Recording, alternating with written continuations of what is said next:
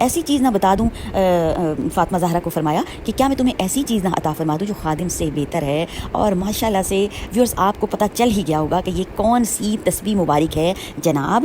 تو یہ تسبیح مبارک ہے تسبیح فاطمہ، اس تسبیح مبارک کو کہتے ہیں. تو یہ ایک عظیم تحفہ ہے میری پیاری ان بہنوں اور بھائیوں کے لیے جن کو کہ کام کا بوجھ بہت زیادہ ہوتا ہے اور وہ بہت زیادہ جناب تھک جاتے ہیں. تو کیا کرنا ہے سونے سے پہلے ویورز، کیا ہے کتنے تھکے ہارے جو ہیں جب ہم بستر پر جاتے ہیں تو رب تعالیٰ کی آپ شان دیکھیں کہ رب نے وہاں بھی اپنے پیارے بندے کا جو ہے وہ اہتمام کیا ہوتا ہے کہ وہ سکون سے سوئے. اور سیکنڈ کیا کہ اللہ تعالیٰ کا کلام بھی ادا ہو جائے گا.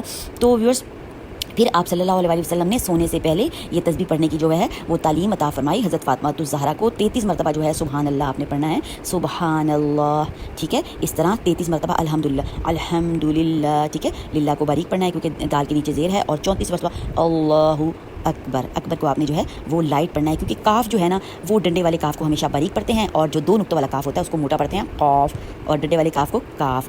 اللہ اللہ اکبر اکبر، اس طرح بڑے پیار سے. تو ویورز یہ کل جناب 100 کلمات بنتے ہیں اور یہ روایت جناب صحیح بخاری اور صحیح مسلم میں بھی موجود ہے. تو آپ نے کیا کرنا ہے اہتمام کرنا ہے اور اپنی زندگی میں جو ہے وہ تسبیح فاطمہ کو شامل کرنا ہے.